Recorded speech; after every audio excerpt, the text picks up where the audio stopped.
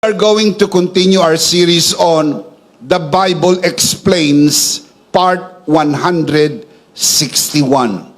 Today, we are going to continue our discussion on our series in Christ Realities, Part 8. Today, we are going to talk about healing and health. We are going to discuss in Christ, you are healed and healthy. I believe healing and health are part of the atonement, the finished work of Jesus Christ. And in Christ, healing and health are yours. Let's talk about this and let's commit this first to the Lord. Our dearest Father in heaven, we are so very thankful for how you have gathered us today. This is a beautiful day. Thank you so much for the wonderful time of praise and worship. There is so much joy in your house. Even the psalmist declares, I would rather be a doorkeeper in your house than dwell elsewhere. In your presence, there is fullness of joy. Thank you so much for these beautiful people who came here today to honor you. Thank you so much for the beautiful people who are joining us via broadcast today.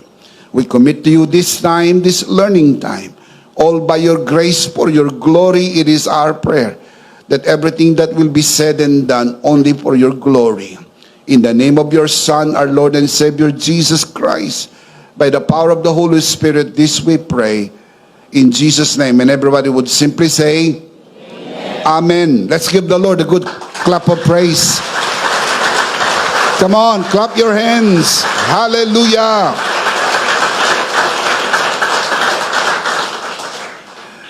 Ito po ang ika-8 linggo, pagbagtas po natin sa serye na ito. Ang ibig sabihin po ay mayroon na tayong natutunang 7 malalaking katotohanan kung ano at kung sino tayo sa Diyos dahil kay Kristo. Anong naipagkaloob sa atin, sino tayo dahil tayo ay na kay Kristo. Ang pinakamahalagang pwesto sa buong mundo, ang ikaw ay matagpuan kay Kristo. Dahil kapag tinanggap mo si Kristo, ikaw ay pinagpala at pinaboran ng Diyos. Can you say amen? Amen. We learned that in Christ, I am perfectly loved by God. Can we say that together? In Christ, I am perfectly loved by God. We also learned that in Christ, I am completely forgiven. Can we say that together? In Christ, I am completely forgiven. Also, we learned in this series that in Christ, I am righteous and holy like God. Let's say that together. In Christ, I am righteous and holy like God. Furthermore, we also learned that in Christ, I am a child of God. We always say that every time we come together. Let's say that together. In Christ, I am a child of God. Also, we learned that in Christ, I am a new person inside. Let's say that together. In Christ, I am a new person inside. Also, we learned that in Christ, I am blessed and highly favored. I am charito. Let's declare it out loud. In Christ, I am blessed and highly favored. I am charito. Just last Sunday, we learned that in Christ, I am rich and godly. Not just rich, but also godly. Not just godly, but also rich. Always keep in mind that not all rich are godly. And also, not all godly are rich, because some people, out of spiritual stupidity, out of realizing godliness, they reject the blessing of God and they embrace poverty. That is wrong. We believe that in Christ we were made rich because the Bible is very clear. He who is very rich became poor for us, so that through his poverty we might become rich. If you believe that, say amen. Amen. Let's say together, in Christ I am rich and godly. In Christ we need to move on. Today, we are going to add one more reality in our relationship with God because we are in Christ. Today, we are going to talk about healing and health. We are going to talk about healed and healthy.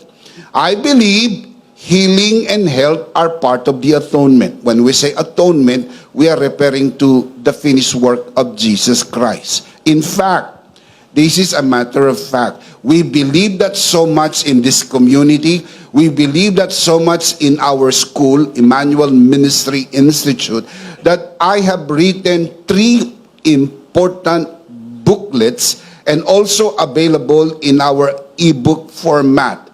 The Healing Bread, Today is Your Healing Day, Divine Health. Ibig sabihin, talagang pinaniniwalaan po natin sa church na ito at maging sa community ng Full Grace sa kabuuan at sa pamagitan po ng Emmanuel Ministry Institute, itinuturo po natin na ang kagalingan at kalusugan ay parte ng tinapos na gawa ni Kristo sa krus ng Kalbaryo. Bagaman naniniwala din po ako na may mga taong hindi ganito ang paniniwala. They believe differently. Naniniwala sila na si Kristo'y namatay sa krus ng Kalbaryo para sa kanilang kaligtasan pero hindi para sa kanilang kagalingan. Kung ikaw ay may sakit, baka kalooban ng Diyos gumaling ka, subukan mong manalangin. Pero kung hindi ka naman niya pagalingin, tanggapin mo na dahil pag namatay ka, pupunta ka naman sa langit. At maraming mga taong hindi naniniwala na ang kagalingan at kalusugan ay parte ng binayaran ni Kristo sa krus ng Kalbaryo. Tulad din naman na mayroon ding naniniwala na ang pagpapala, pabor at kaunlarang pinansyal ay hindi bahagi ng tinapos na gawa ni Kristo. Kaya tayo tinatawag na full grace, sapagkat ang biyayang ibinigay ng Panginoon sa atin ay hindi lamang po kapatawaran at kaligtasan. Yun po'y biyaya. Pero pag sinabi mong full grace, ang biyaya ng kanyang tinapos na gawa ay hindi lang sinaklaw ang espiritual na bahagi ng iyong buhay, kundi pati ang pisikal at material. Dahil kung tatanggap ka sa Panginoon ngayon at mamamatay ka ngayon at pupunta ka sa langit, hindi mo na kailangan ng pagpapalang material, pinansyal at pisikal. Pero kung intensyon mong mabuhay pa ng 5 taon, 10 taon, 20 taon o higit pa, kakailanganin mong matutunan na ma-enjoy kung anong binayaran ni Kristo sa krus ng Kalbaryo upang mabuhay ka na nalalasap mo ang biyaya ng Diyos. Kalooban niyang guminhawa ka sa buhay. Kalooban niya ring ikaw ay gumaling at maging malusog.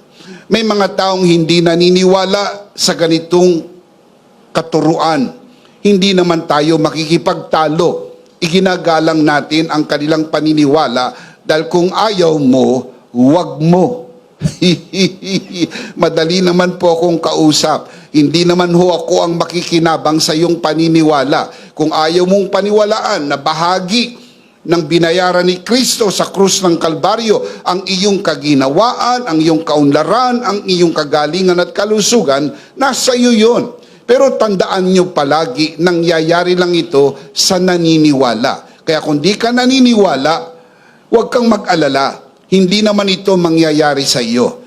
Pero kung naniniwala ka, ihanda mo ang iyong sarili. Maraming bagay na inilaan ng Panginoon para sa iyo. Pagpapalang material, pagpapalang pinansyal, pagpapalang pisikal. Can you shout amen? Amen. How many people believe today? Taas sa kamay ng mga naniniwala. Come on.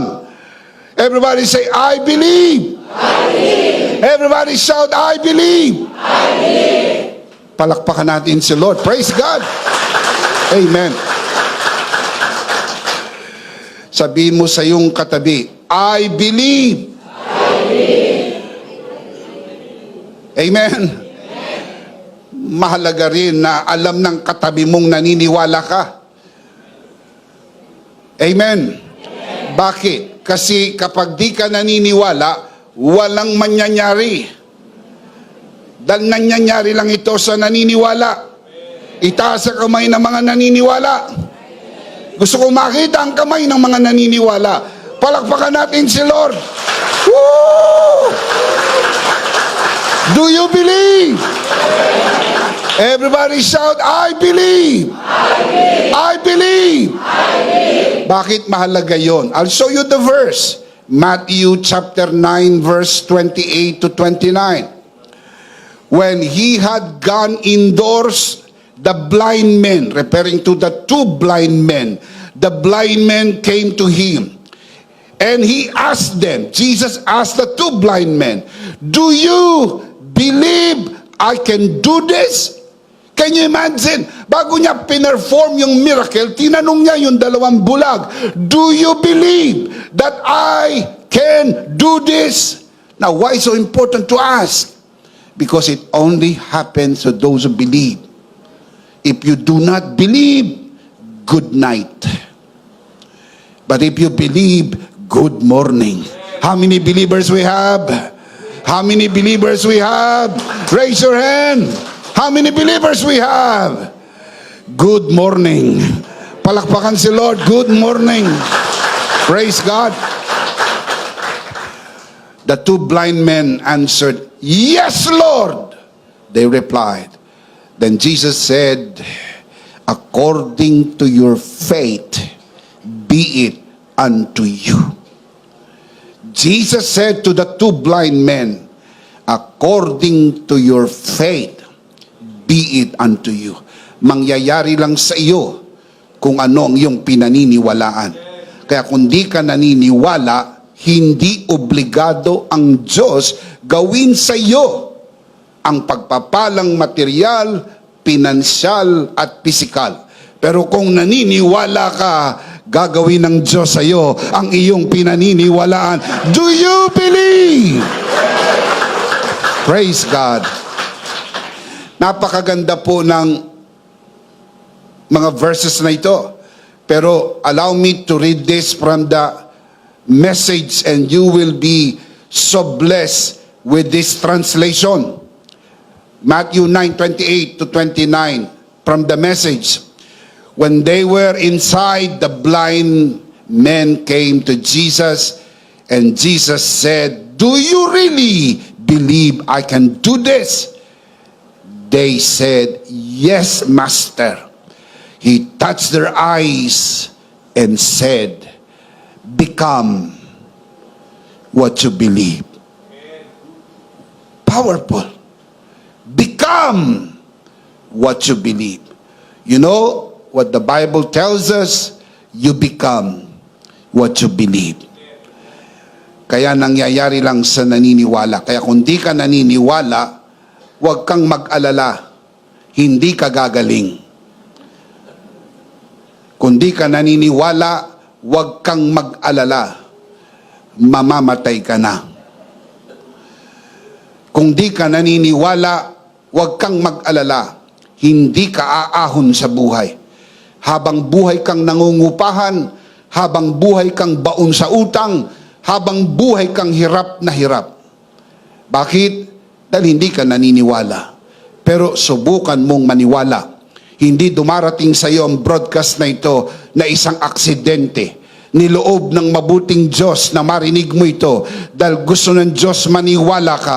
At ngayong gabi, ang simula ng iyong pagpapala, ngayong araw na ito, magsisimula ang iyong himala, ang iyong kagalingan, ang iyong pagpapala, ang iyong pabor. Shout amen! The Bible says, my people are destroyed for lack of knowledge. Because you do not know. You cannot believe beyond what you do not know. You must know. You must know, and you can never know what you have never heard. Kailangan mong marinig. Kailangan mong paniwalaan ang iyong napakinggan. At kapag ikaw ay naniwala, mangyayari sa iyo ang pangako ng Diyos. Pinagpala ka at pinaburan. Dahil kay Kristo, hindi ka lang pinaunlad, ikaw din ay pinagaling na. At ikaw ay mabubuhay ng malusog, malakas, masigla, pinagpala, pinaburan. Yan ang kalooban ng Diyos sa iyo. Shout amen. I want to share with you two things today. I will be giving you the biblical declaration, and in a little while, we are going to end this talk with live application, as we always do. So let's begin. Let's talk about the biblical declaration. The biblical declaration. Number one, the biblical declaration, healing is grace. Ilagay sa isip, healing is grace. Hindi ho yan premyo. Yan po ay regalo. Pag sinabing grace, ang Greek word charis, which means unmerited, unearned, undeserved.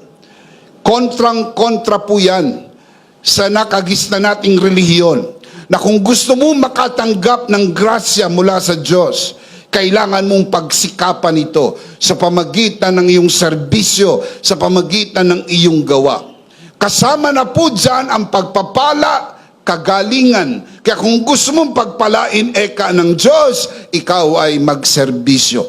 Kung gusto mo ikaw ay pagalingin ng Diyos, magserbisyo. Kaya ang mga tao ay naging biktima ng relihiyon sa kagustuang umunlad ng buhay, sa kagustuang gumaling at mabuhay ng matagal. Kung ano man ang idikta ng relihiyon, sunod-sunuran ang tao. Ibigay mo ito, gawin mo ito, gumising ka ng maaga, huwag kang matulog, pahirapan mo ang iyong sarili, huwag kang kumain, sapagkat iniisip mo sa mga pagpapahirap sa iyong sarili at sa iyong serbisyo, baka sakaling maawa ang Diyos sa iyo at ikaw ay pagpalain o kaya'y pagalingin.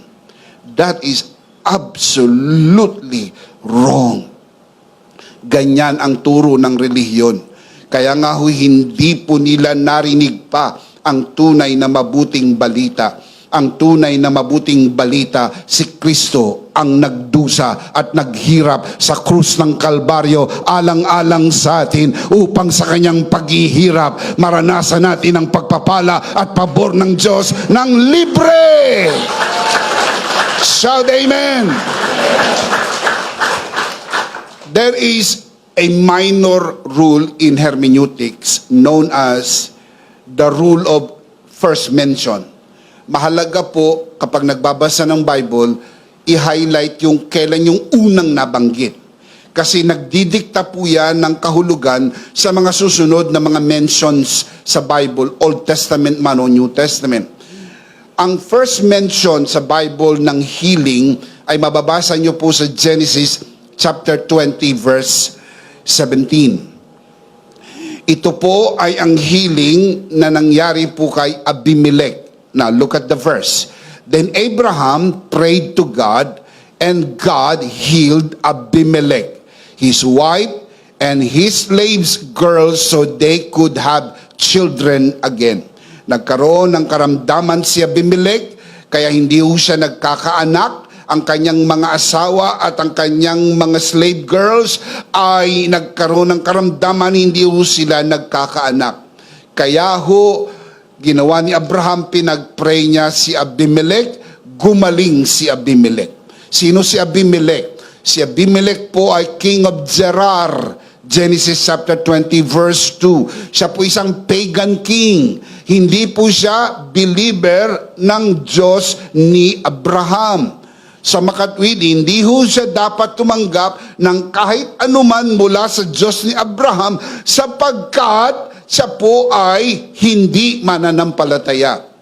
Sapagkat siya po ay pagan, siya po ay unbeliever, hindi po siya karapat-dapat tumanggap ng grasya, lalo ng kagalingan mula sa Diyos. Now, look at the verse, and God healed Abimelech.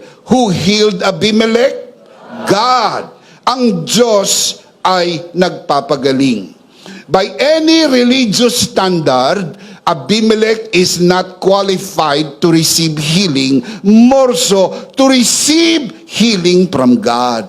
By any stretch of imagination, this man is disqualified to receive any good thing from God, including healing. Tell me why? Because he is a pagan king. By reason of judgment, if this man gets sick, he should simply die because that is what pagans deserve. They deserve to die. They deserve judgment. Hindi ho siya karapat-dapat tumanggap ng anumang mabuting bagay sa Diyos. However, this story is truly amazing. The undeserving, the unqualified man receive what he doesn't deserve. What do you call that? Grace. Because grace is to receive what you do not deserve. Ang unang istorya ng kagalingang naitala sa Biblia ay naipagkaloob sa taong hindi karapat-dapat. Mantakin mong itinuro sa atin ng relihiyon na bago ka makatanggap ng kagalingan, kailangan karapat-dapat ka. Nanalangin ka ng matagal, nanalangin ka at nag-ayuno, nakapagbigay ka ng malaking halaga, nagserbisyo ka, pinahirapan mo ang iyong sarili, hindi ka kumain, hindi ka natulog, mag-overnight prayer meeting ka, katakot-takot na pagpapahirap sa pag-asa na ikaw ay kawaan ng Diyos. Mga kapatid, si Abimelech ay hindi karapat-dapat tumanggap ng anumang bagay mula sa Diyos. Pero dahil sa grasya at awa ng Diyos, siya'y pinagaling. Bakit? Ang Diyos ay mabuti. Ang Diyos ay maawain. Ang Diyos ay mapagbiyaya. Shout amen! Abimelech received what he did not deserve. This is grace in its purest form. Alam niyo po ba mga kapatid, kay Kristo, tayo po ay nabigyan ng biyaya. At ang biyayang naipagkaloob sa atin, ginawa tayong karapat-dapat tumanggap ng anumang bagay na inilaan ng Diyos sa atin ng libre. Colossians chapter 1 verse 12, the Apostle Paul writes, giving thanks to the Father, who has qualified you to share in the inheritance of the saints in the kingdom of light. The word qualified comes from the original Greek word hikano. Simply means qualified. Pero yan po'y nakasulat sa aorist tense. Ang ibig sabihin, qualified, already qualified.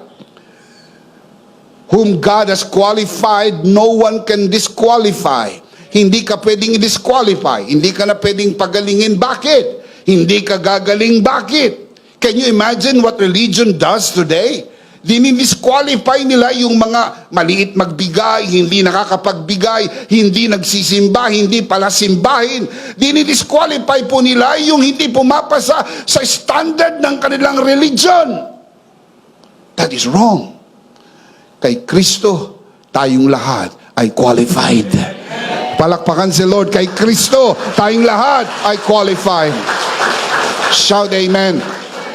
Bakit? Dahil lahat tayo nagsimulang disqualified.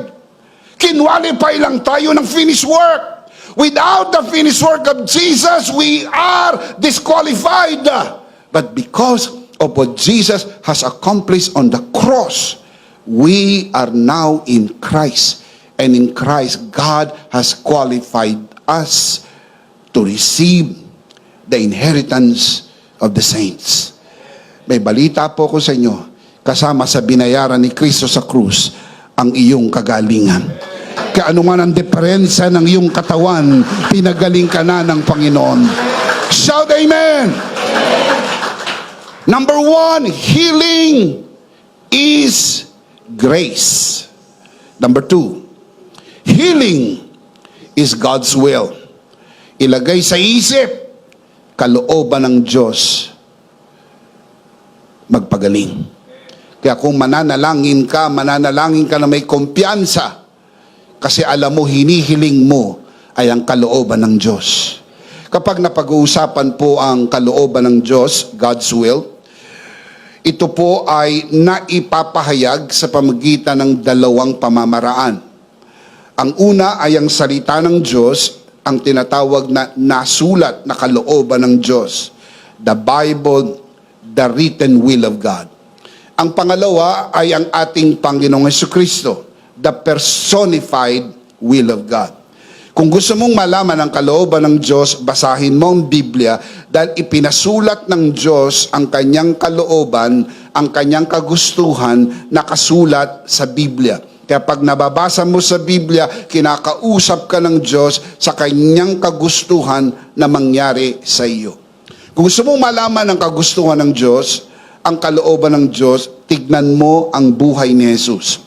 Minumungkahi ko na basahin niyo po ang Matthew, Mark, Luke, and John so you will know more about the life of Jesus, the teaching of Jesus, the ministry of Jesus, the miracles of Jesus. And you would understand Jesus of the Bible. Sino yung Jesus ng Biblia na ipinakilala po sa atin na siya ang kalooban ng Diyos na nahayag para sa atin? Hebrews chapter 10 verse 5 up to 7, ganito po ang ating mababasa. Therefore, when Christ came into the world, He said, sacrifice and offering you did not desire, but a body, referring to the incarnation of Jesus Christ, the physical body, the human Jesus, but the body you prepared for me. With burnt offerings and sin offerings, you were not pleased. Then I said, Jesus said, this is what Jesus said, I said, here I am. It is written about me in the scroll. I have come to do your will, O God. Anong sabi ng Panginoong Hesus? Ako'y naparito para gawin ang kalooban mo, O Diyos. Nang si Kristo'y naparito, siya po ang ekspresyon ng kalooban ng Diyos. Panoorin mo si Jesus, makikita mo ang kalooban ng Diyos sa kanyang buhay. In-affirm niya po ito. John chapter 6 verse 38. For I have come down from heaven not to do my will, but to do the will of Him who sent me. Remember the famous prayer of Jesus in the Garden of Gethsemane, not my will, but your will be done. Jesus was fully committed to the will of the one who sent him, the Father. In other words, everything Jesus did when he was on earth is a clear expression of the will of God. Lahat ng ginawa ni Jesus, lahat ng sinabi ni Jesus, lahat ng ipinakita ni Jesus, ay ekspresyon ng kalooban ng Ama na nagsugo sa Kanya. Si Jesus ay nagpagaling. Sa makatwid, kalooban ng Diyos magpagaling. Dahil sabi niya, naparito ko para gawin ang kalooban ng Diyos. Si Jesus po ba ay nagpagaling? Sa makatwid, yung pagpapagaling ni Jesus ay paggawa ng kalooban ng Diyos. Kaya maliwanag sa Biblia, kalooban ng Diyos ang kagalingan. In fact, mababasa po niyo sa Matthew chapter 8 verse 16 that Jesus healed all the sick. Not many sick, all the sick. Jesus did not calm the storm all the time.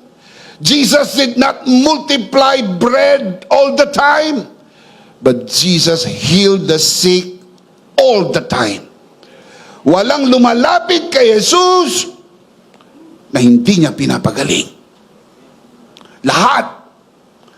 Kaya makakasigurado ka, gusto ng Panginoon gumaling ka. Gusto ng Panginoon gumaling ka. Amen. Amen. If Jesus is the personified will of God, and He is, then Jesus healed all the sick all the time. Then healing the sick should be God's will all the time. Sa lahat ng panahon. Can you say amen? You do not have to be genius to know this. Otherwise, Jesus did contrary to the will of the one who sent him. Kung, isip-isip din pag may time, kung ang pagpapagaling ay hindi kalooban ng Diyos. At si Jesus ay nagpagaling. Sa makatwid, madali maintindihan. Ginawa ni Jesus labag sa kalooban ng Diyos. On the contrary, kung ang kagalingan ay kalooban ng Diyos at si Jesus ay nagpagaling, ginawa niya ang kalooban ng Diyos. And if you are sick in your body, you who are watching this broadcast, this is not by accident, because we believe you're hearing the message from the Lord. This is your healing day. We believe that with all of our hearts. Hindi aksidenteng napanood mo ito. Maring ikaw ay may malubang karamdaman. Maring ikaw ay nakaratay sa banig ng karamdaman. Maring hindi ka na nakakatayo, maring hindi ka na nakakagalaw.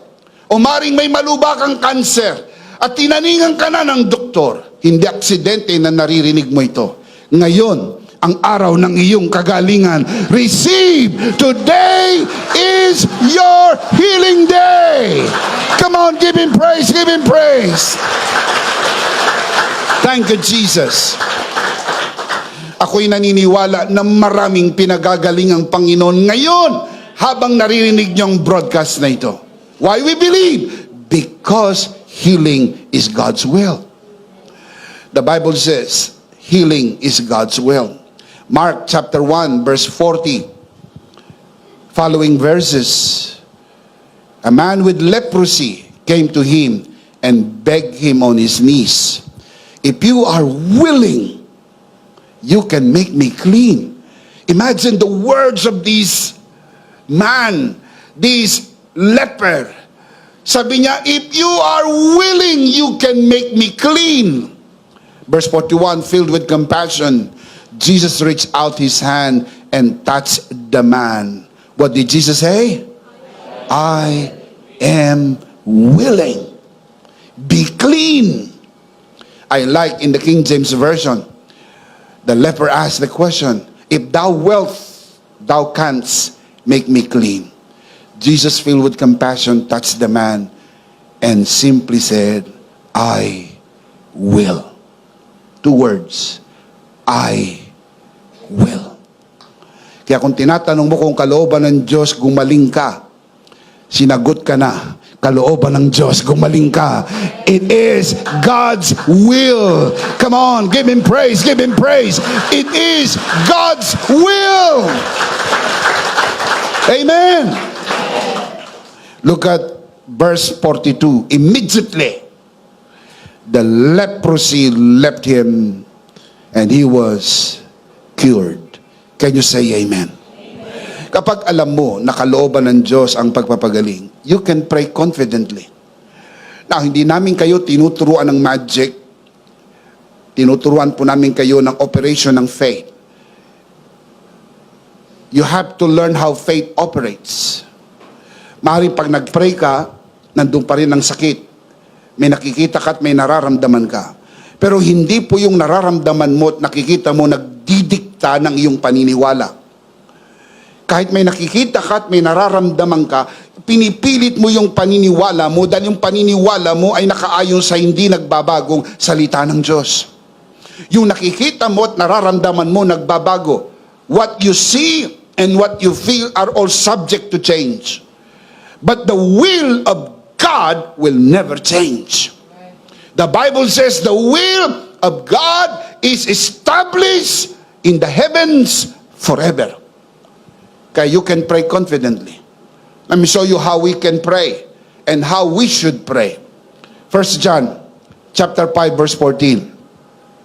This is the confidence we have in approaching God.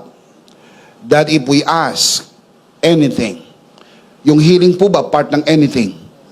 If we ask healing, pwede rin ba yan? If we ask blessing and favor, anything, if we ask anything according to His will, anong kanyang promise? He hears us. Yung hears po, present tense. Ni hindi po niya ipinangakong pakikinggan kita. Ang kanyang pangako, pinakikinggan kita. Magkaiba po yung pakikinggan kita sa pinakikinggan kita. Magkaiba po yung English, I will hear you, kaysa po, He hears us. The Bible says, He hears us. Kapag ang hiningi mo sa Diyos ay kalooban niya, pinakikinggan ka ng Diyos. Kaya sigurado ang iyong sagot sapagkat ang hiniling mo ay ayon sa kalooban ng Diyos. Can you say amen? So hindi mo na kailangan manalangin na, Lord, kung kalooban mo, pagalingin mo ako, kung di, kunin mo na ako, Lord. Lord, kung kalooban mo, pagalingin mo ako, kung di, mamatay na ako, Lord. That is a prayer of ignorance. Sad to say, maraming mga tao, they pray ignorantly. Instead of praying confidently, dapat mag-pray ka na may kumpiyansa. Una, siguruhin mo muna kung kalooban niyang magpagaling. Sigurado ka na ba? Tinatanong ko kayo, sigurado ka na ba na kalooban ng Diyos magpagaling? Maliwanag po yan. Gamit po ang Biblia, gamit po ang Panginoong Hesus, gamit po ang ekspresyon ng kalooban ng Diyos. Maliwanag pa sa sikat ng araw, kalooban ng Diyos magpagaling. So lumapit ka sa Kanya na may kumpiyansa. Alam ko ang iyong kalooban, O Diyos. Mabuti kang Diyos. Mabuti ka. Salamat po sa iyong kalooban. Kalooban mong gumaling ako. Ang iyong anak ay nagdusa sa krus ng Kalbaryo para sa aking karamdaman. Kaya ngayon, pinaniniwalaan ko sa iyong biyaya, pinagaling mo na ako. Sa iyong grasya, pinagaling mo na ako. Amen. Praise God. I'm sure more can be said on this topic. Dahil ito lang topic na ito, mga batid, ay pwedeng pag-usapan ng 1 buwan, 3 buwan, at maging 1 taon, ni hindi man lang po natin madidiscuss lahat sa yaman ng katotohanan tungkol sa kagalingan. Very, very, very huge topic ang healing throughout the pages of the Bible. Meron po kayo sinulat na booklet. Available po ito sa e-book format. Today is your healing day. Over 40 pages of discussion on the topic of healing. Get a copy. Maniwala po kayo, kakailanganin po ninyo ang katotohanan tungkol sa kagalingan dahil magtatangka po ang karamdaman sa inyong katawan. Hindi po kayo magtutukod ng bahay kapag nagsimula na ang bagyo. Magtutukod kayo ng bahay, hindi pa bumabagyo. Wala pang sakit. Wala pang diagnosis. Patibayin mo na ang iyong paniniwala. Magtangka man ang karamdaman, nakatayo ka dahil alam mo, kalooban ng Diyos, gumaling ka. Kalooban ng Diyos, gumaling ka. Kalooban ng Diyos, gumaling ka. Shout amen! Naalala niyo po yung parabola ng Panginoong Hesus tungkol sa 2 tao? Ang mangmang na tao ay nagtayo ng kanyang bahay sa ibabaw ng buhanginan. Bumuhos ang ulan. Umihip ang hangin at tumaas ang baha. Ang kanyang bahay ay nagiba. At ang wika ni Jesus, meron ding 1 tao na nagtayo ng kanyang bahay sa ibabaw ng bato. Parehas ang aksidenteng nangyari. Bumuhos ang ulan, umihip ang hangin, tumaas ang baha, ang kanyang bahay hindi nagiba. Ang wika ni Jesus, katotohanan sinasabi ko sa inyo, ang taong nagtayo ng bahay sa ibabaw ng bato ay ang taong nakikinig ng aking salita at ginagawa ang mga ito. You have to hear the words of Jesus. And you have to apply the word of Jesus. Dumating man ang bagyo ng pagsubok, dumating man ang bagyo ng mga karamdaman, mananatili kang nakatayo dahil matibay ang salita ng Diyos. Matibay ang mga pangako ng Diyos. Matibay ang biyaya ng Diyos. Shout amen! You need to understand, number 1, healing is grace. Number 2, healing is God's will. Number 3, health is divine. Mga kapatid, ang healing ay maganda.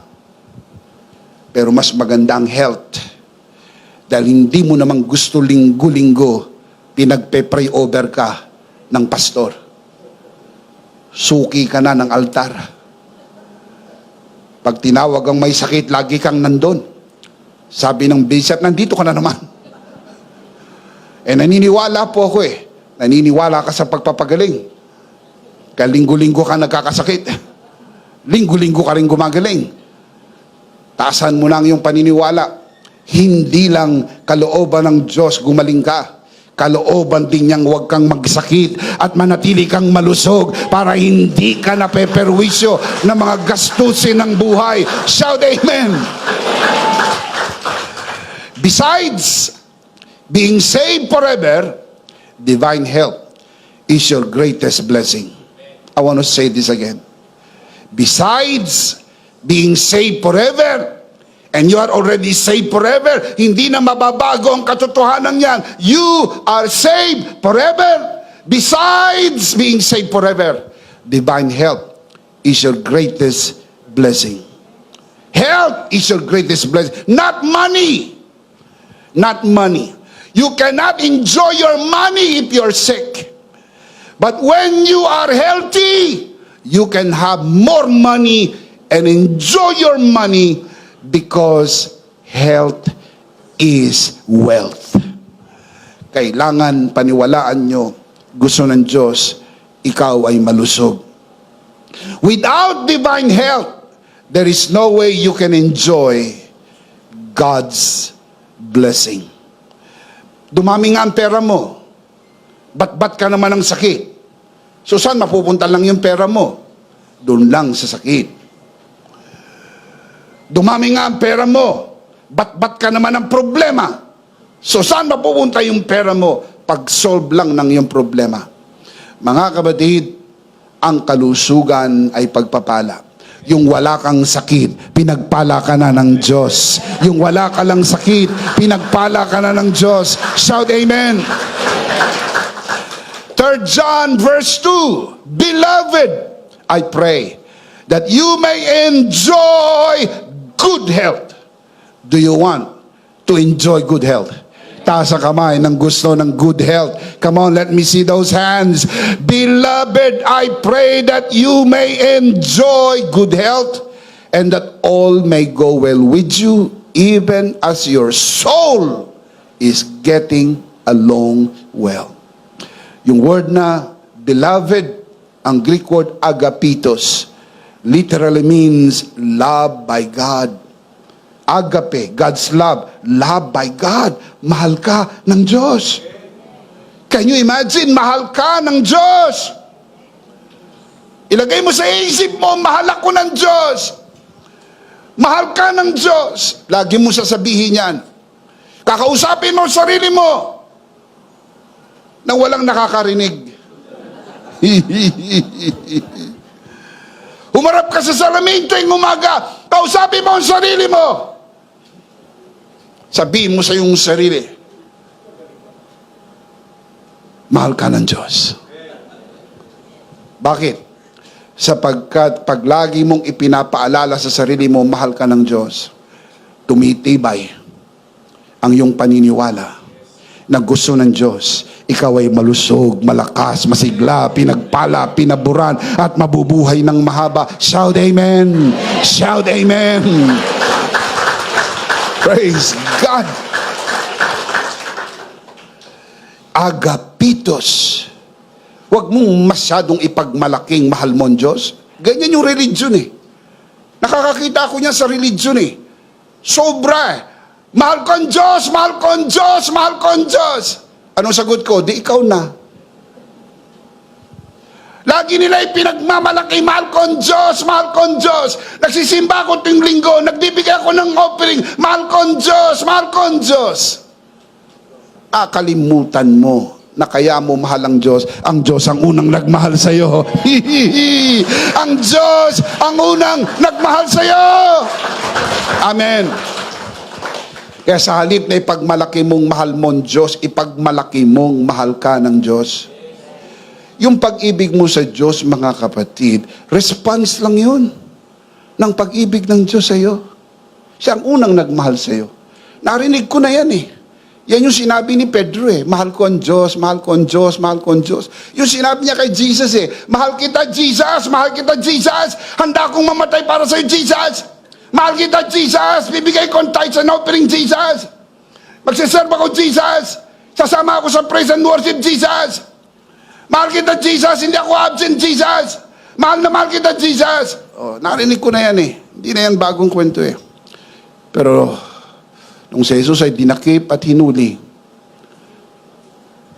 yung taong nagsabing, mahal kita Jesus, yun din yung taong nagsabing, hindi ko kilala ang Jesus na yan. Alam niyo kung bakit natumba si Pedro? Kasi siya po'y nakaangkas sa kanyang pagmamahal kay Jesus. Alam niyo po ba sa 12 alagad, isang alagad lang ang nakalapit sa paanan ng krus. Habang si Kristo'y nakabayubay sa krus ng Kalbaryo, suspended between the heavens and the earth, crucified between two thieves in the most painful, shameful, most cruciating pain.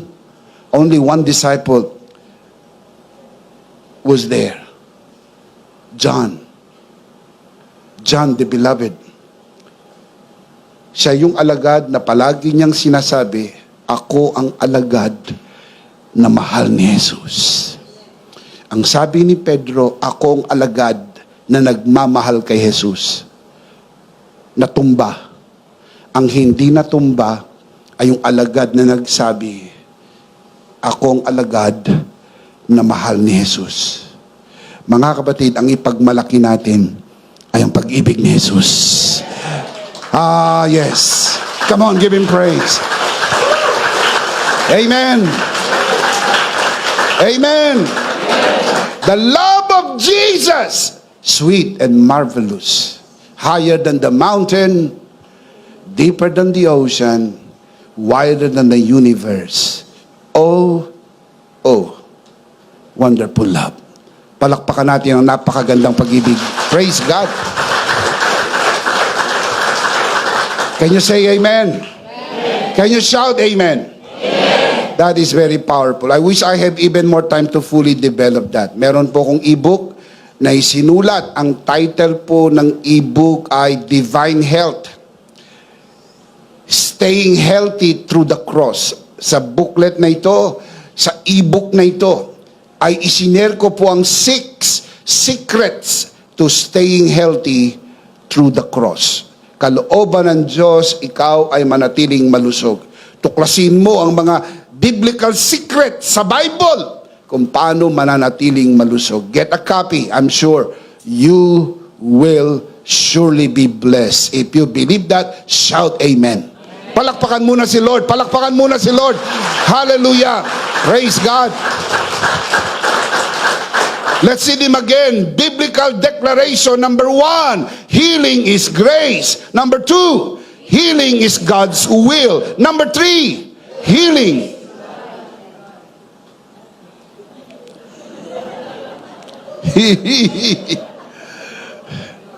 Take 2.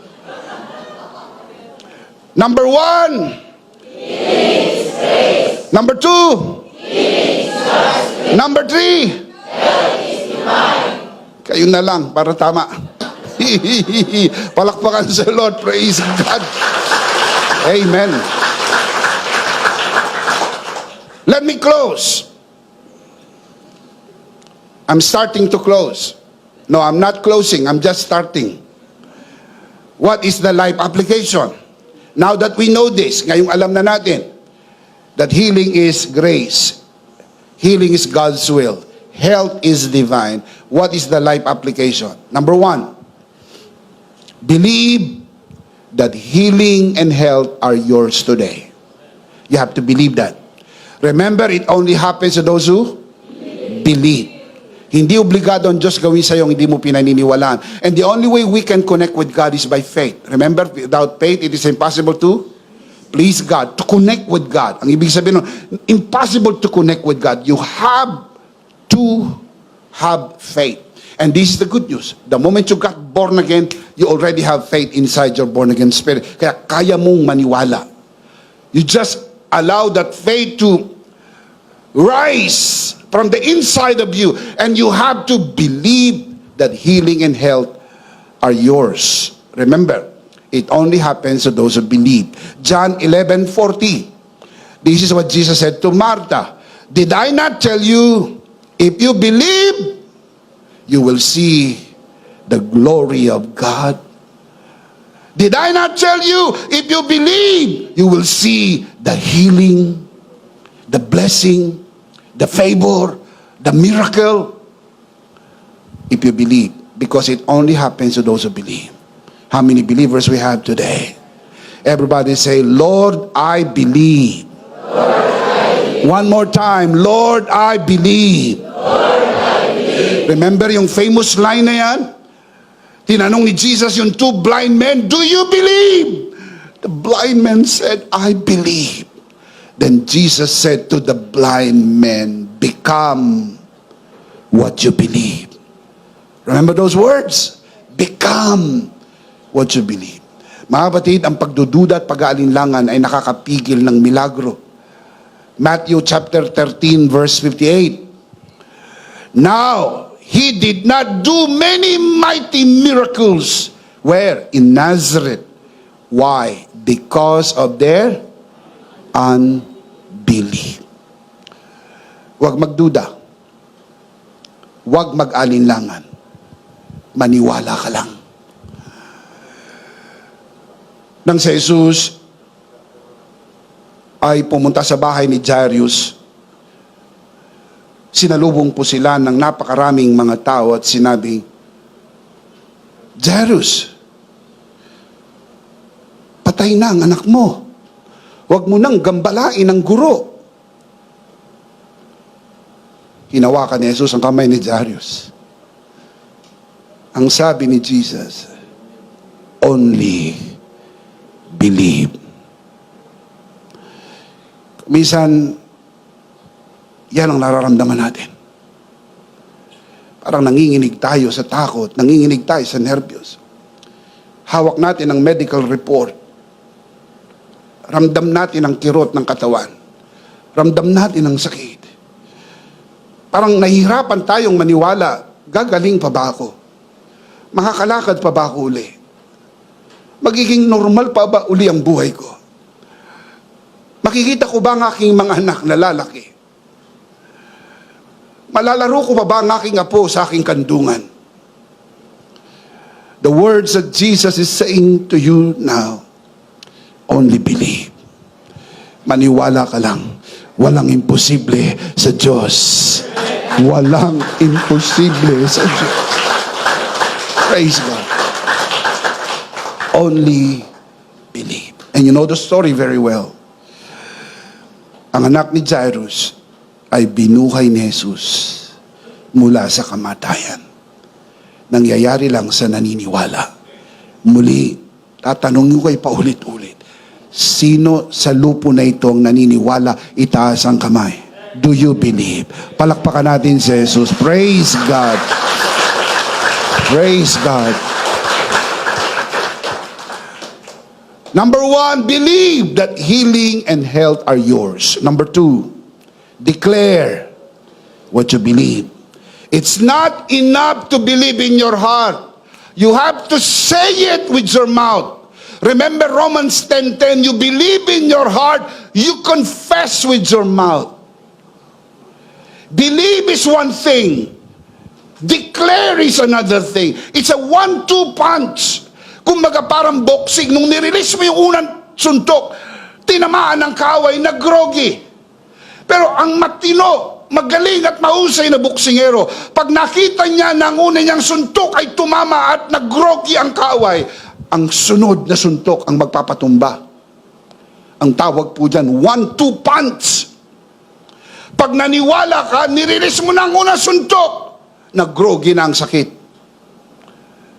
I-release mo ang pangalawa at pamatay na suntok. Ang knockout punch, ideklara mo, pinagaling na ako ng Panginoon. Pinagpala na ako ng Panginoon. Pinabura na ako ng Panginoon. Shout amen! It's a 1-2 punch. Nakakapanood kayo ng boxing. Nakikita nyo po yan mga kapatid, pag nirelease yung 1-2 punch, magkasunod lagi yan. Tumba. Sapagkat sabi sa Matthew 12:34, out of the abundance of the heart, the mouth speaks. Do you believe? Do you believe? You believe in your heart, you have to declare it with your mouth. 2 Corinthians chapter 4, verse 13. And since we have the same spirit of faith, according to what is written, I believe, and therefore I spoke. We also believe and therefore speak. Anong kasunod ng believe? Speak. I believe, therefore I speak. The word speak comes from the Greek word laleo, which means declare. You have to say it. Say what? I am healed. Say what? What you believe. Naniniwala ka bang magaling ka na?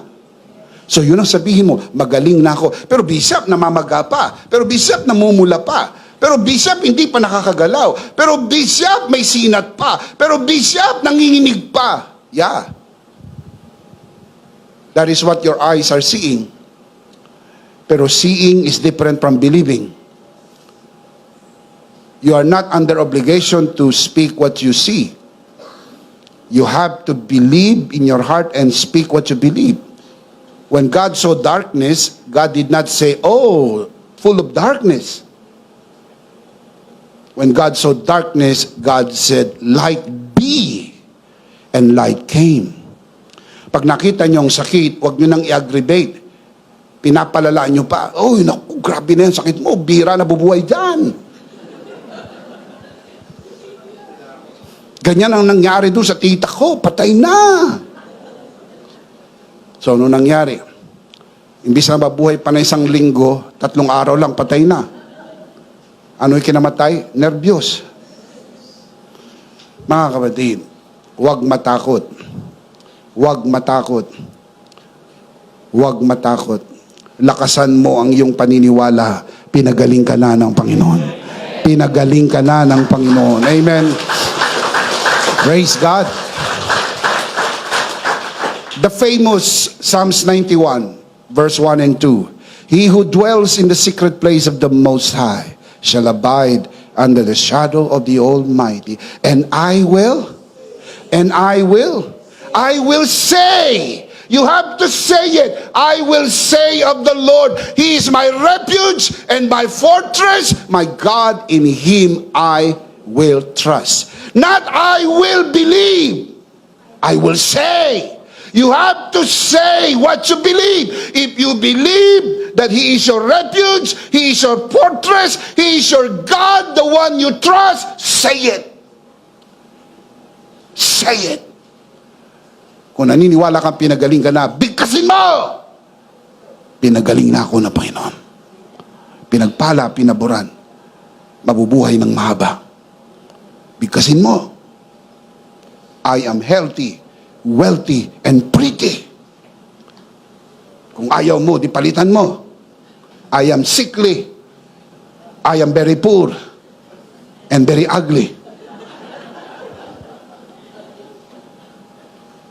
Remember, you become what you believe.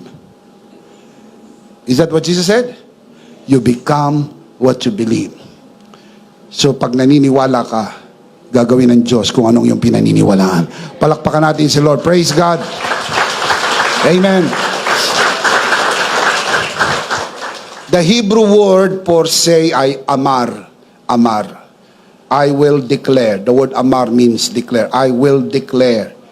Remember the old song, let the weak say, I'm strong. Let the poor say, let the sick say, oh, you have to say what you believe.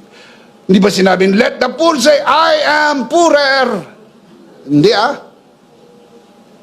Let the poor say, I am rich. Let the sick say, I am healed. Bigkasin mo, magaling na ako. Malusog, malakas, masigla, pinagpala, pinaboran at mabubuhay ng mahaba. Bigkasin mo palagi. Amen? Proverbs 18:21, the tongue has the power of life and death, and those who love to talk will have to eat their own words. you will eat your own words. Numbers 14:28. So tell them, as surely as I live, declares the Lord, I will do to you the very things I heard you say. Interesting. Yung word na say, dito sa Numbers 14:28, at doon po sa Psalms 91 verse 2, I will say of the Lord, sabi dito, I will do the very things I heard you say. Same Hebrew word, amar. You have to declare it. You have to say it. Speak good things over your life. Dami kang magandang bagay sinasabi sa ibang tao. Sabihan mo ang sarili mo ng magandang bagay. I-bless mo ang sarili mo araw-araw. Humarap ka sa salamin. Sabihin mo sa sarili mo kung ano ang mga dapat mong i-enjoy sa araw na ito sapagkat yan ang kalooban ng Panginoon sa iyo. Number 3, do the communion every day. Some people do this once a week, once a month, once a year. But I suggest do it every day. I wish I have even more time to fully develop that idea. Pero meron po tayong ebook. Ang title po, The Healing Bread. Dito po pinaliwanag ko na ang tinapay ay simbolo ng bugbog na katawan ni Kristo. At sa pamagitan ng pagpartake ng healing bread, you are making a declaration of your faith. Na hindi po yung makatid magic bread. We are not promoting magic bread, healing bread. Kasi yung ostya o yung tinapay ay hindi yung nag-work ng magic. Nag-work po ito by faith. Kaya pag kinain mo yung tinapay na simbolo ng bugbog na katawan ni Kristo, at sabi sa Bible sa kanyang mga sugat, pinagaling ka na, you are releasing your faith. Kapag araw-araw mo itong ginagawa, you are making your faith declared by what you do. Not only by what you say, but what you do. Acts chapter 2 verse 46. Every day, they continued to meet together in the temple courts. What did they do? They broke bread in their homes. Healing bread, communion, and ate together with glad and sincere hearts. Number 4, avoid every kind of evil. Layuan mo lahat ng anyo ng kasamaan. Bakit po kailangan gawin yan? Nasa Bible po yan. 1 Thessalonians 5:22, avoid every kind of evil. The word avoid, the Greek word is apekomai. Ang root word ng apekomai ay apeko, meaning distance, away from, or hands off. Huwag mong hawakan, layuan mo, dumistansya ka. Kapag masama, dumistansya ka. Pag masamang lugar, huwag mong puntahan. Pag masasamang tao, huwag mong samahan. Pag masamang gawain, huwag mong gawin. Bakit? The devil traffics in darkness. When there is darkness, there are evil works. And evil works are sin, sickness, poverty, and death.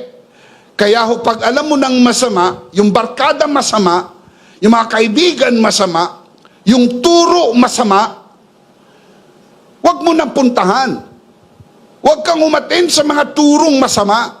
Huwag mong panoorin, huwag mong pakinggan, kasi yung mga turong masama, hindi tumutugma sa finished work. Binibida ang sariling gawa, masama po yun. Dahil isa lang ang misaheng mabuti, yung tinapos na gawa ni Kristo. Any message that would not lift up what Jesus has accomplished on the cross is not a message from God. Kaya any form of darkness, hindi lang yung masamang gawa, kundi masamang turo, masamang gawain, masamang relihiyon, layuan po ninyo. Sapagkat kung nasaan mayroong masamang gawain, nandun din ang kadiliman at nandun ang karamdaman. Titus chapter 2 verse 11 to 12. For the grace of God that brings salvation has appeared to all men. It, referring to the grace of God, teaches us to say no to ungodliness and worldly passions, to live self-controlled, upright, and godly lives. Where? Come on, tell me where. In this present age. In my ebook on divine health, pages 32 to 36, I thoroughly discuss the need to to avoid evil in any form and say no to ungodliness and worldly passions as they pose threat to our health. Banta po yan sa ating kalusugan. Remember that. Kapag hindi maganda, layuan. Pag hindi magandang panoorin, huwag panoorin. Pag hindi magandang musika, huwag mong pakinggan. Pag hindi maganda na ang kwentuhan, mag-exit ka na. Pag hindi na po maganda, umalis ka. Sapagkat lahat ng hindi maganda ay hindi sa Diyos. Dalang Diyos, maganda. Ang gawa ng Diyos, maganda. Amen? Palakpakan si Lord. Amen. Praise God. Number 5, be responsible for your health. Be responsible for your health. Maging responsable ka sa sarili mong kalusugan. 1 Corinthians 6:19 to 20. Do you not know that your body is a temple of the Holy Spirit, who is in you, whom you receive from God? Look at the next line. You are not your own. You were bought at a price. Look at the next line. Therefore, honor God with your body. Responsable ka. Mga kapatid, we need to be responsible for our health. Yung mga bawal na pagkain. Tatapatin ko kayo, kaya kayo nabawalan dahil sinobrahan nyo. Hindi dapat kayo nabawalan eh. Kaya kayo binawalan dahil nung hindi bawal, sobra. Kaya sabi ng doktor, ang dami mo nakaing ice cream. Dahil mo na nakaing cake. Eh kung kumain ka naman ng ice cream, isang ganun eh. Hindi ba pwede isang baso lang? Kung kumain ka naman ng cake, eh, isang buo eh. Hindi ba pwede isang slice lang? Oh, yan. Ano na pala mo? Sabi ng doktor sa'yo, puno na ang salop. Oh, malapit ka ng kalusin. Kaya binabawalan ka na. Meron ka ng maintenance. Oh, kaya meron kang bagong grupo, ka-maintenance. Oh, bakit? Kasi nasobrang ka. Sobra. Anong dapat? Moderation. Tama lang. Yung iba mga kapatid, hindi nagra-rice. Masama daw ang rice. Hindi nagra-rice, nagpapansit naman. Hindi nagra-rice, nag-i-spaghetti. Hindi mas masama pa nga yan. Alam kung bakit? Mas mahal yan eh. Mas mura rice eh. Di ka nga nagra-rice, eh, takot-takot naman ang mga bread ang kinakain mo. Social ka pa, bread ka. Kung kumain ka naman ng bread, isang bakery. Oh. Hinay-hinay lang. Alalay. Kapag sinobrahan mo mga kapatid, masama. Kaya dapat maging maingat. Can you say amen? Whatever you do to your body which does not honor God brings premature illness and death. Maagang pagkakasakit at kamatayan. Kaya ingatan natin ang ating katawan. Can you say amen? Let's see them again. Let's see the life application. Ngayong alam na natin that grace is so good. Binigyan tayo ng biyaya. Ngayon alam natin that healing is grace. Healing is God's will. Then health is divine. Ito yung life application. Basahin natin malakas. Sabay-sabay. Ready? Come on. Let's read this out loud. Ready? Number 1. Number 2. Number 3. Number 4. Number 5. Believe that healing and health are yours. Declare what you believe. Do the communion every day. Avoid every kind of evil. Be responsible for your health. The big idea is, in Christ, I am healed and healthy. Are you in Christ? So what is the big idea? Malakas. In Christ, I am healed and healthy. Of course, we do not want to end this broadcast without giving you the opportunity to receive Jesus today and be saved. Mas mahalaga kaysa kagalingan at kalusugan ay ang iyong kaligtasan. At matapos kang maligtas, kalooban din ng Diyos sa iyo ang gumaling ka at maging malusog. Pero kailangan mo munang maligtas dahil ang pangako ng kagalingan at kalusugan ay sa mga nakay Kristo. Si Kristo ang tagapagligtas. Manalangin tayo ng pagtanggap. Taas natin ang ating dalawang kamay sa mga nanonood sa broadcast, sa lahat po na narito sa loob ng bulwagan na ito, sa lahat ng narito sa loob ng bulwagan na ito, manalangin tayo ng pagtanggap. Taas ang dalawang kamay, sumunod sa panalangin at ariing isang personal na panalangin. Manalangin tayo, Panginoong Hesus, ako po'y makasalanan, hindi ko po kayang iligtas ang aking sarili, ako'y mapapahamak ng hiwalay sa iyo. Narinig ko po ang mabuting balita. Ako po'y naniniwala. Tinatanggap kita sa aking puso bilang aking Panginoon at aking tagapagligtas. Salamat po. Pinatawad mo na ang aking mga kasalanan. Isinulat mo na ang aking pangalan sa aklat ng buhay. Sa pangalan ni Jesus. Amen. Ako na lang po mananalangin, Ama, sa oras na ito, pinagkakatiwala ko po sa iyong harapan ang sino mang sumunod sa panalangin ng pagtanggap sa unang pagkakataon sa loob ng bulwagan na ito, lalo na sa mga nanonood sa broadcast na ito. Pinagkakatiwala po namin sila sa iyong kagandahang loob na sila'y lumago sa biyaya at sa bagong natagpuang pananampalataya. Sa pangalan ng Panginoon Jesus, tayong lahat ay magsabi ng Amen. Palakpakan si Lord. Amen. Praise God. Sa lahat po ng tumanggap sa Panginoon sa araw na ito, sa loob ng bulwagan na ito, lalo na sa mga nanonood sa broadcast, gusto naming sabihin mula sa ikaibuturan ng aming puso, welcome to the family of God. Palakpakan si Lord. Welcome to the family of God. Praise God. Nakikigalak po kami sa inyo at welcome na welcome po kayo sa pamilya ng Diyos. Ngayong anak ka na ng Diyos, ang pangako ng Diyos sa iyo ay kagalingan at kalusugan. If you believe that, shout Amen. Tayo po'y dumako sa ating banal na komunyon. Kunin niyo po ang inyong communion elements and let's do this together.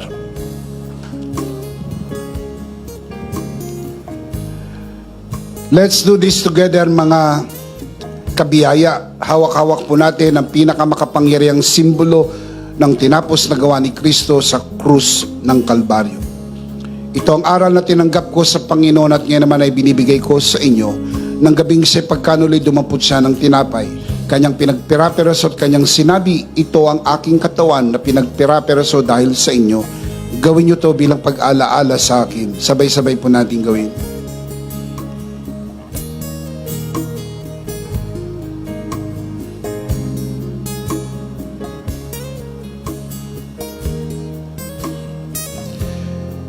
Kaya hindi naman matapos maghapunan ay kanyang hinawakan ng saro at kanyang sinabi, ito ang saro ng bagong tipan na pinagtibay ng aking dugo.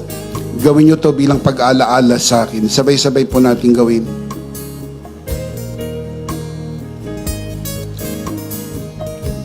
Ate po itaas ang ating dalawang kamay at sumunod po tayo sa panalangin na ito. Aming Ama, maraming salamat po sa aming Panginoong Hesukristo. Panginoong Hesukristo, maraming salamat po sa iyong banal na dugo na iyong itinigis sa krus ng Kalbaryo. Dahil po dito, lahat ng aming kasalanan ay iyon ang pinatawad. Maraming salamat po sa iyong katawan na nabugbog at nasugatan. Dahil po dito, lahat ng aming sakit ay iyon ang pinagaling. Gaya ng nasusulat sa iyong mga sugat, ako'y magaling na. Ako'y naniniwala, ako'y magaling na. Aking dinideklara, ako'y magaling na. Ako'y malusog, malakas, masigla, pinagpala, pinaboran, at mabubuhay ng mahaba. Sa pangalan ni Jesus, maraming salamat po, Banal na Espiritu, sa iyong kapahayagan, sa mensahe ng biyaya, sa pangalan ng Panginoong Jesus. Amen Amen. Palakpakan si Lord. Praise God. Praise God. Isang beses pa, malakas, sabay-sabay. Ano po ang ating big idea? Mas malakas pa. In Christ, I am healed and healthy. Not only healed, but also healthy. Can you say amen? Last of all, let me speak to your heart, you who are watching this broadcast. If this broadcast has blessed you, and if not asking too much, I would like you to bless this ministry with your love offering, so that together we can reach the world with a message of full grace. And from the bottom of our hearts here at EMI, we would like to say, thank you for giving to the Lord. We'll see you next Sunday, purposely on site, but definitely we'll see you again online. Ako po si Bishop Emmy. Kasama po si Pastora Jo at ang kabuuan ng The Lord's Community and EMI Broadcast. Maraming salamat po. Stay a bit for more announcements. Stay blessed and stay connected. Always remember, in Christ, you are forever. Charito!